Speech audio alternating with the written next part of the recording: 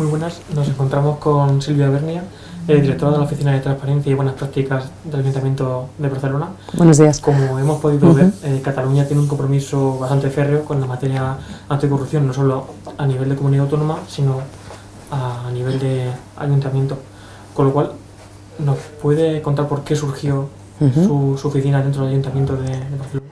Mira, esto es muy reciente, ha sido a raíz de este último mandato que una de las propuestas que había en el programa electoral de Barcelona en Comú era la puesta en marcha de esta oficina desde una perspectiva de intentar incorporar lo que son los marcos de integridad en las administraciones públicas, ¿no? Para incorporar esta perspectiva que es pues, muy novedosa, no solo desde un punto de vista endogámico, que fuésemos nosotros mismos los que hiciésemos el trabajo, sino también con la participación de la sociedad civil. Por tanto, es imprescindible la voluntad política para poder iniciar proyectos de este tipo. Con lo cual, ¿cuáles son las funciones de la oficina en sí, en materia de anticorrupción? La oficina tiene una doble vertiente. Lo que desarrolla es lo que es la ley de transparencia autonómica, desde la vertiente de publicidad activa y el derecho de acceso a la información. Esta es una parte del trabajo que hace la oficina, se encarga de mantener los portales y de tramitar todo lo que son las peticiones y las solicitudes de acceso a la información pública. Y por otro lado desarrolla lo que te comentaba del marco de integridad, ¿no? con dos técnicas básicamente, que es la técnica de la auditoría y la técnica de las comunicaciones que nos llegan a través de un canal, que es el buzón ético y de buen gobierno. Y a partir de ahí, pues nuestro cometido desde esta vertiente de integridad es hacer investigaciones con estas dos técnicas que te digo, de auditoría o de investigación y recomendación, y el resultado final que tenemos es formular recomendaciones de buen gobierno. Si llega un momento en que esta investigación vemos indicios de posibles responsabilidades penales o disciplinarias, nosotros suspendemos nuestra actuación y pasamos toda esa investigación a quien tiene la competencia, ya sea disciplinaria a nivel interno o penal desde el punto de vista de fiscalía. Por lo tanto, ¿usted cree que el funcionariado público entiende bien la prevención de la corrupción? En el sentido de si existe una sensibilización por parte del funcionariado con el tema de la prevención de la corrupción. Yo, la experiencia que tengo en un año de funcionamiento, que ha sido más de puesta en marcha que no de resultados efectivos. Tengo la impresión de que la sola existencia de la oficina, de por sí ya solo existir la oficina, de que existe el buzón, ya es algo que pone en prevención al trabajador, pero no creo que sea el trabajador el que más prevención pone, sino a los cargos, a los altos cargos y a los cargos políticos sobre todo. Pero luego cuando vas llevando a cabo las investigaciones, lo que ves es una falta de conciencia generalizada en relación a que tú de forma muy natural puedes estar potencialmente en una situación de conflicto de interés sin darte cuenta. Y eso no significa corrupción, sino que es algo previo a la corrupción, ¿no? Con lo cual, mi opinión es que desde este punto de vista el empleado público en general no tiene la formación suficiente como para captar que determinadas situaciones son la antesala natural de una posible situación de corrupción. Y eso es preocupante, efectivamente, sí, porque no le sale de sí captar esta posible situación. Como ha dicho, su oficina lleva poco tiempo en funcionamiento, con lo cual, ¿cuál es la primera medida que le parece más importante para comenzar con la prevención? ¿O cuál es la que tomaron? Yo creo que, lo he dicho al principio, la voluntad política es fundamental para para crear oficinas de este tipo. Además, que lo que nos caracteriza a nosotros es que es un control interno, no es externo. Con lo cual, o existe esa voluntad de garantizar esta independencia funcional, o si no, vamos a una inflación de organismos sin ninguna... ¿no? ¿Y la primera medida para actuar frente...? La primera medida para actuar, sí, sobre todo, bueno, para mi opinión, que nosotros vamos a empezar por ahí, que no hemos empezado por ahí, es formación. formación interna. Interna, efectivamente, sí. Y a partir de ahí en un futuro. A partir de ahí, cuando tú ya tienes la formación, pues entonces empezar a poner en marcha los mecanismos coercitivos, si quieres, o de mayor control, ¿no? Pero sí que es cierto que, bueno, a ver, por algo se tiene que empezar, ¿no? Y el Ayuntamiento de Barcelona optó por empezar sobre todo con el tema del buzón y con el tema del código ético y de buena conducta. La experiencia nos dice que también el tema de la formación es muy importante. Llegados a este punto de la entrevista, nos gustaría preguntar por los canales de denuncia.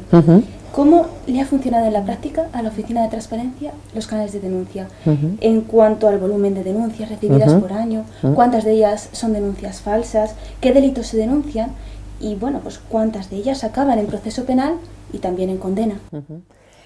Bueno, como te comentaba, estamos en un momento muy incipiente, ¿eh? Ahora el buzón ético empezó a funcionar el 20 de enero del 2017, con lo cual no llevamos aún ni un año de funcionamiento. Y lo que yo quiero destacar es en este caso dos aspectos: la tecnología utilizada y el marco normativo que hay detrás, porque no es solo un buzón, la previsión tecnológica de que existe un buzón con la reserva. Tecnológicamente está bastionado en un determinado servidor, no está dentro de la intranet municipal, nosotros no podemos seguir la IP ni el rastro de cualquier, si la persona no quiere identificarse, a través del navegador Tor es la forma de que esto no se pueda llevar a cabo, y todo esto ha sido gracias a la participación de la sociedad civil. El buzón este no es algo que nos hayamos inventado nosotros, sino que ya había entidades de la sociedad civil que lo utilizaban, y sobre todo en el mundo de investigación periodística. Esta tecnología la hemos incorporado. Ha sido también muy interesante a nivel de informáticos municipales y de la sociedad civil cómo ha habido ese ensamblaje, ¿no? Por tanto, eso es muy importante que sea así. Y luego hay la normativa, ¿no? Hay una normativa del buzón que establece el procedimiento, que establece los derechos y deberes tanto de las personas que comunican como de las personas a las cuales hay indicios de que hay una conducta incorrecta. Debe haber publicidad, debemos de rendir cuentas nosotros al Pleno de las actuaciones que hacemos. Por tanto, el buzón no es solo un canal, es un canal de entrada, pero que luego significa investigación, recomendaciones, garantía de derechos de todos los intervinientes. A partir de ahí, la valoración, empezamos con un 50-50 de personas que se identificaban y de personas anónimas. Y luego esto se ha ido decantando más con personas que valoran que realmente la reserva se está garantizando y se están identificando más. Este buzón lo que permite, en el caso de los anónimos, es, y a los efectos que dices de la denuncia falsa, es intentar mantener el contacto con el anónimo, ¿de acuerdo? Aparte de que la normativa establece que no se van a admitir opiniones, esto no es lo que nosotros queremos, son cosas que afecten de verdad a lo que es el funcionamiento de cualquier administración y que hayan pruebas solventes, ¿no? Cuando se empieza, una persona anónima llega al buzón, una de las mecanismos que tiene el buzón es un chat de conversación, ¿vale? Con lo cual, tú con ese anónimo no pierdes el contacto. Le dices, vale, muy bien, pues dame más pruebas de esto, tranquilo, tú no estás identificado, puedes... Entonces, a partir de ahí, si la aportación de información no es solvente, no admitimos a trámite. O sea, el anonimato se trata primero, con lo que exige, que queremos que es muy importante, de preservar la integridad de quien nos está dando la comunicación, pero también con una solvencia de la prueba que nos aporten. Si esa solvencia existe, también lo completamos con la información interna que nosotros tenemos, pues por tanto se admite a trámite. Si esa información no existe y se ve una voluntad de poder hacer daño a alguien, lo que se hace es la no admisibilidad. Por tanto, ahora estamos en la fase de haber hecho investigaciones y haber empezado a hacer recomendaciones. Hemos suspendido en un par de ocasiones por temas disciplinarios, todavía no hemos hecho ningún caso a través de buzón que haya ido a Fiscalía. Sí que hemos llevado un tema a Fiscalía que no vino por buzón, sino nos vino por registro general, que era un tema de mal funcionamiento del contrato de limpieza en el Ayuntamiento de Barcelona, bastante grave, que cuando vimos lo que era pues que tenía una incidencia muy importante en lo que era el volumen de la contratación, y que nuestros medios de investigación no eran suficientes tampoco, y por supuesto tenía indicios penales, lo llevamos a Fiscalía. Sería el único caso, además se puede explicar porque ha sido público, y sin perjuicio de que nosotros hemos hecho la investigación, se ha iniciado por el órgano competente un sancionador contra Fomento de Construcciones y Contratas, y estamos a merced o con la ayuda que requiera Fiscalía para poder facilitar esta información. No sé, a lo mejor me estoy alargando mucho. Esas pruebas que ustedes admiten al trámite, ¿Sí? ¿no creen que puede tener cierta relevancia luego en el ámbito penal cuando llegue esto a un trámite penal? ¿No cree que esas pruebas pueden inadmitirse a trámite por no haber tenido esa garantía penal que nos ofrece? Sí, bueno, cualquier diligencias preliminares de investigación es una aportación más, de una noticia más, ¿no? A partir de ahí, lo que se debe es que Fiscalía debe darle toda la cobertura y con todos los medios que ellos disponen también, para darle la solvencia, como tú dices, de que sea una prueba válida, ¿no?, dentro del procedimiento penal. Nuestra perspectiva no es penal, ¿de acuerdo? Yo eso lo quiero dejar muy claro. Nuestra perspectiva es de buen gobierno, de intentar que nos lleguen posibles malas praxis, y a partir de ahí detectar, decir, oye, pues no quiero, porque además tenemos, cuando ya se ha hecho la investigación y la recomendación, hay mucha diálogo interno con las personas afectadas. Oye, ha pasado esto, pues mira, de futuro, ¿qué os parece si lo hacéis de esta otra forma? Cómo prevenir el conflicto de interés en este contrato, cómo el tema de incompatibilidades llevarlos de otra manera, cómo una determinada ejecución urbanística, pues estos riesgos que hemos detectado, a ver si los podéis hacer. Se hace una diagnosis y una propuesta de mejora. Esta es nuestra perspectiva de buen gobierno, no penal. Ahora, si lo que nos llega realmente tiene esos indicios penales, por supuesto, se lleva a Fiscalía, que le debe dar la cobertura para que esa investigación cumpla con todos los requisitos a nivel de derecho de defensa, etc. Vamos a cambiar el tema. Sí. Muy bien. Nos gustaría saber si cree usted que es necesaria una Agencia Nacional de Transparencia centralizada. No me toca a mí hablar de este tema porque yo soy más desde el ámbito local, ¿de acuerdo? Y desde una perspectiva de control interno, que insisto que no es la filosofía de otro de los aspectos que se tocan aquí, que son las oficinas a nivel externo, ¿no? El tema es, a veces las cosas son un poco como han nacido, y a partir de ahí, como nacen, implica una forma u otra de coordinación, ¿no? En el ámbito, por ejemplo, de los ombudsman, nació a la par, sino de los defensores del pueblo, lo que era el defensor estatal, y luego me parece que fue País Vasco y Cataluña, ¿no? Y después, a raíz de ahí, fueron naciendo. Tienen una previsión constitucional, una previsión estatutaria. No ocurre lo mismo con las oficinas antifraude, que lo que hacen es implementar un mandato internacional. A partir de ahí, no sé, a mí se me ocurre que a lo mejor una coordinación es lo mejor, para no hacer una inflación, insisto, de instituciones. Si el Senado realmente fuera una Cámara territorial, se me ocurre que podría ser un buen marco a partir del cual, si todos son de adscripción parlamentaria, pues va a poder hacer este tipo de coordinación, ¿no? Porque, no sé, yo vengo también del mundo de los ombudsman y a veces, pues bueno, esa existencia central a veces es más perjudicial que otra cosa, ¿no?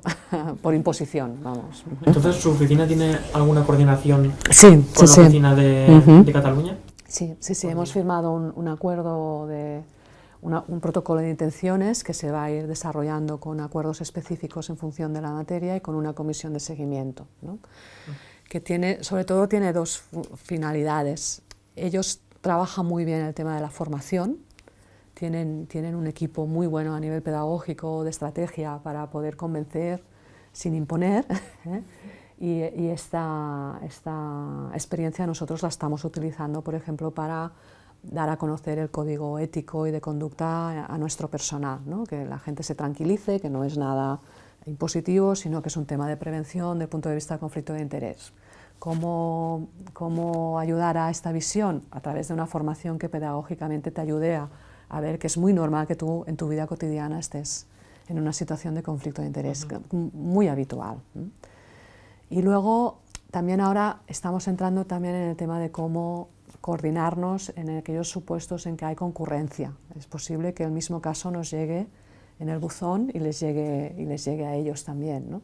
Y ahí, bueno, estamos ahora en un par o tres de casos intentando a ver qué tipos de coordinación hacemos, teniendo en cuenta que nosotros somos un órgano interno de investigación y desde el punto de vista de autonomía local y de potestad autoorganizativa el Ayuntamiento ha creado esta entidad, ¿no? Con lo cual la visión de la Oficina Antifraude tiene que ser de examinar, pero yo no tomo las palabras literalmente, sino que entiendo que lo mejor es colaborar, ¿no?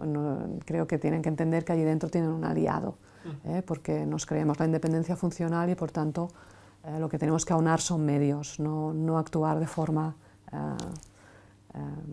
dispar. Y bien, usted habla de colaboración, pero aunque no sea un tema a tratar realmente en esta entrevista, también queríamos saber cuál sería esa coordinación entre las agencias, la Agencia Nacional de Transparencia y el resto de las agencias autonómicas. ¿Cómo lo ve usted? Entre las ahora no te he entendido, o sea, las locales, por ejemplo. Yo creo que nos tenemos que ayudar sobre todo con el tema de la formación, ¿vale? La garantía, una de las ventajas que tiene el control interno es que nosotros tenemos acceso a todas las bases de datos. Desde un punto de vista externo, esta información, por supuesto que por ley se debe obtener, pero es más complejo, ¿no? Porque tiene todo un paso de petición, de requerimiento, etc. Ahí puede haber un punto, yo creo, interesante de coordinación, ¿no? Pero sobre todo, lo que también tenemos que ver la evolución de la tecnología, ¿no? Que las peticiones y las investigaciones ya no serán de un tema concreto. Dentro de nada, los sistemas de información y las búsquedas van a ser en red, con lo cual a lo mejor nos tenemos que especializar y hacer nodos para poder disponer de información. Yo qué sé, pues nosotros, Valencia, Cataluña, si en su día Baleares, y poder recabar, por ejemplo, como nodo, todos los datos que estén en abierto. Podemos tener información de contratación en Cataluña, en Barcelona, en Valencia, y a través de los sistemas informáticos que ya existen, hacer sistemas de alerta que nos permitan detectar las cosas a un ámbito mucho más amplio que no exclusivamente el local o el regional. Eso es, por ejemplo, yo creo que sería una buena colaboración. Tener una perspectiva de que la tecnología va a cambiar todo muy rápidamente. Como antes nos ha contado, tienen implantado un código ético. ¿Usted cree que son necesarios? Y además, ¿cómo actúan dentro de los propios funcionarios? ¿Cómo toman ese código ético? ¿Si de manera imperativa o más positiva? A ver, nosotros hemos hecho por obligación legal. La ley catalana de transparencia y buen gobierno tiene una previsión de que los códigos deben de ser de carácter coercitivo. ¿De acuerdo? No ha habido opción ahí. No hemos podido filosofar de si es mejor la versión ética exclusivamente o la... Por tanto, hemos tenido que cumplir el mandato que hay Pero no solo hemos cumplido el mandato, sino que había la voluntad política que así fuera. No ha habido crítica política de decir, no, es que no nos parece bien esta opción. Se ha querido que es para que realmente tenga un resultado. Dicho esto, claro, se ha hecho un proceso interno importante de participación. No ha sido algo que haya venido de fuera, sino que ha habido, por lo menos los canales se han abierto para que las personas pudiesen de la organización pudiesen decir lo que consideraban. A partir de ahí, pues se ha establecido un código hoy por hoy que solo afecta a los altos cargos y a los cargos electos. Estamos hablando de un colectivo de unas 500 personas. En un futuro tiene que afectar a todos los empleados públicos, pero ahí ya entra la negociación de sindicatos y es en una segunda etapa. El código ético entró en vigor ahora hace nada. Lo publicamos en septiembre y entró en vigor en octubre. Por tanto, la experiencia es que ahora empezamos a poner en marcha todos los instrumentos que allí se regulan. El principal es la configuración del comité de ética. En el caso de Barcelona, lo que se ha propuesto es que sean miembros completamente externos. Quien tiene que velar por el cumplimiento y la evaluación del código son personas de reconocido prestigio a nivel de ética, de buen gobierno, de integridad, de transparencia, con una composición de 5 miembros, paritario, de los cuales 2 deben ser juristas. Y esta elección la hace el Pleno, con una mayoría cualificada de 3/5 partes. Y ahora estamos en la fase de que los grupos municipales hagan su propuesta. Creo que en enero ya tendremos este comité designado y a partir de ahí tendrá que haber su funcionamiento interno y podrá analizar y hacer sus funciones de prevención, de formación y de análisis de posibles casos que les pueda llegar respecto a este colectivo. Luego ya hablaremos en relación con el resto de los empleados públicos. Visión, bueno, crítica, no te voy a engañar, no es algo que guste, ¿no? Pero yo creo que si hacemos en un engranaje de 2-3 años empiezan a haber recomendaciones, se puede ver la virtualidad de un instrumento de este tipo, ¿no? Pero tenemos que hacer recomendaciones, publicitarlas, para que sea algo que sea más querido, de alguna forma. Para finalizar, mi compañera le va a realizar la última pregunta. Nos gustaría, por último, por supuesto, conocer la experiencia con respecto a otras empresas municipales. Claro, aquí hay el tema del compliance, ¿no?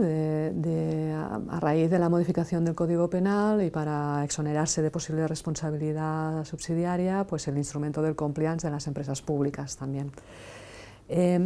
Nosotros ahí, claro, es una obligación legal y por tanto lo que hacemos es intentarnos coordinar. Por ejemplo, hay un periodo, aprobado el código, pues hay un periodo transitorio de adaptación de los códigos que ya puedan existir en las empresas para adaptarse a los principios y a las normas de conductas que se han establecido en el código, ¿no? La oficina tiene un ámbito de actuación también en las empresas y por tanto cuando nos llega algún aspecto vinculado a alguna empresa municipal o a algún organismo contactamos si ya tiene infraestructura ética con la infraestructura que ya existe allí. Por tanto hay también un sistema de colaboración, ¿no? Pero a mí me gustaría que la visión del compliance, la visión de las agencias de integridad, no se mirasen exclusivamente desde la vertiente penal. Yo creo que es algo que si solo lo vemos desde la vertiente penal y no hacemos la vertiente de buen gobierno y de cultura organizativa, no iremos a ningún lado, porque se verá exclusivamente como una visión de perseguir la corrupción y es necesario, por supuesto, pero o esa cultura organizativa se implanta o poco hay que hacer, desde la perspectiva del buen gobierno. Con lo cual, su visión respecto a esto es no medidas coercitivas y más enseñanza. Medidas coercitivas deben existir, ¿de acuerdo? Pero tiene que haber la enseñanza y además en un momento bastante de cambio importante en las administraciones. No nos podemos olvidar que ha habido una crisis tremenda, que las administraciones están muy diezmadas a nivel de personal, muy envejecidas también a nivel de plantilla y que, bueno, tú puedes hacer coerción, pero hasta cierto punto, porque también han pasado momentos muy críticos.